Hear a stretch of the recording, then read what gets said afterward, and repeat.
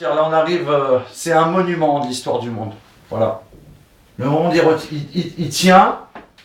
C'est ce que vous allez voir maintenant là, c'est en orange.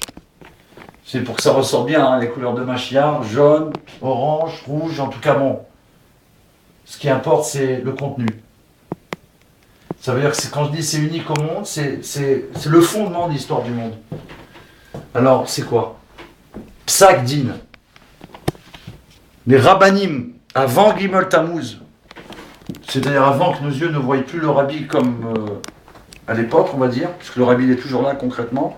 D'après le Zohar HaKadosh, c'est connu. Ceux qui étudient, bien sûr, tous les enfants d'Israël, à la fin de Daniel, on peut aller voir là-bas, il se dévoile, il va se cacher et il va revenir. Donc on a une preuve d'après la Torah qui va se voiler un instant, qui va se cacher. En tout cas, ça c'est à l'époque où nos yeux, ils voyaient encore le rabbi. Et les chassidim, ils ont exigé de Dieu que Mashiach vienne. Et ils ont décidé de faire un psak din des rabbanim, des dayanim on parle. Des dayanim, des juges dans le monde. Ils ont décidé de faire un psak din pour officialiser le fait que le rabbi, c'est le roi Mashiach d'après le Rambam, comme c'est connu, le seul posek halakha dans le monde, que c'est toute la référence, elle tient sur lui, c'est Maïmonide, de déclarer donc, on peut aller étudier bien entendu, les lois pour révéler l'identité du Mashiach. D'accord? Donc à partir de là, ces Dayanim, ils ont décrété que le rabbi d'après le Rambam, donc d'après la Torah, selon la Torah et selon le Rambam, selon le Posek Halakha, des lois sur Mashiach, reconnues dans le monde entier, même par les non-juifs, d'accord, que le rabbi est le roi Mashiach. Et qu'est-ce qu'ils ont fait? Ils ont été trouver des rabbanim dans le monde, des rabbanim, ça veut dire de réputation mondiale. Aujourd'hui, là, vous voyez, il y a quelques signatures, il y en a déjà une centaine là. Aujourd'hui, on a dépassé les presque 400 signatures dans le monde de rabbanim et dayanim qui ont signé ce psak din, d'accord, officiel on parle, pour décréter que le rabbi est le roi Mashiach. Et ce qu'il y a d'intéressant, pour qu'on dise que c'est un fondement, c'est que ce psak din a été montré au rabbi. Ça veut dire que c'est pas quelque chose qu'on a fait comme ça et qu'on n'a pas demandé. Tout ce qu'on fait les Lubavitch, tout ce qu'on fait les enfants d'Israël qui sont attachés au roi, c'est on demande au roi. Est-ce qu'on peut faire ça? Est-ce qu'il faut faire ça? Est-ce qu'on a le droit de faire ça? Est-ce que c'est le moment de faire ça? Le rabbi lui répond, c'est le moment, c'est pas le moment, on écoute, on obéit à Hachem, par l'intermédiaire du Meller. Et le rabbi, non seulement, il a été très heureux, il a donné une grande bracha, il a demandé qu'on aille lire le psak din sur les gvarim des tzadikim, des maîtres de Chabad. Ça veut dire qu'il y a une équipe, quand je dis une équipe, des soldats du rabbi, des anges de Dieu, qui ont été avec le psak din en Ukraine, et sur tous les gvarim, de tous les maîtres.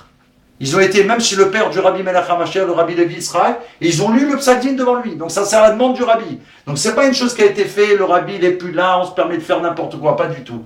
C'est quelque chose d'incroyable. Ce psak din continue à tourner dans le monde, au fur et à mesure qu'il trouve des rabbanim nouveaux, en expliquant ce qui se passe, que le rabbi l'a fait, des nouvelles signatures de dayanim dans le monde. Ça veut dire que en haut, on est en train de voir qu'en bas, c'est ici qu'on décide ce qui se passe, d'après la Torah bien entendu, comme c'est rapporté. Et donc c'est officialisé maintenant Baruch Hashem, quelque chose qui n'a jamais eu auparavant. C'est ça qu'il faut comprendre. Tout le monde me dit, mais ma grand-mère aussi, elle parlait de Mashiach, mon arrière-grand-mère aussi. Dans toutes les époques, c'est quoi la différence? On parlait de Mashiach. La différence, c'est ça, la prophétie du rabbi en 91, Ineye Mashiach Ba, ce psak din qui est unique au monde, qui n'a jamais eu dans l'histoire du monde. Voilà, donc c'est pour ça que je vous ai dit, c'est apparemment un bout de papier. Ça tient le monde, ici-bas et en haut. Là-bas, il tremble. Même en haut, on tremble de savoir que ça a été décrété, officialisé. On attend le dévoilement du roi. Tekef Miyad Mamash, véritablement. Amen. Alors, donc ça c'est la menorah, c'est un ami qui nous l'a offert pour Hanouka. Donc c'est dans quelques jours. Mina Shamaïm, on est après c'est Purim à Hachvérosh. Donc ça c'est pour bientôt qu'on va l'allumer. Mais on l'a mise là parce qu'on sait que dans le Kodesh Kodashim, dans l'endroit du Beth Hamikdash, il y a la menorah. Donc c'est juste pour nous rappeler bien sûr tout ça. Et là on arrive, alors là c'est un document, voilà, c'est connu ça dans le monde. Tous les rébéim qu'on peut voir, qu'on a les photos ou des dessins, en tout cas, il manque 2 rabbis qu'on n'a jamais eu pour l'instant les photos. Mais on a pris cette photo, pourquoi? Parce que justement, là on a rapporté, comme vous pouvez le lire, inauguration du 770 par le rabbi, c'était le 21 Elul, ici, même, 2 fois, à la même date on l'a fait. On sait que quand il y a une chose qui se fait 2 fois, comme c'est rapporté dans la Torah, quand Dieu il l'appelle Moshe, quand Dieu il appelle Avraham, Moshe, c'est une... la Barachi sur place, il dit c'est une... comment dire, un kécher, une union, c'est un amour qui Affectif. révèle un mot d'affection. Donc c'est très, il y a une affection particulière pour cet endroit, pour Hachem.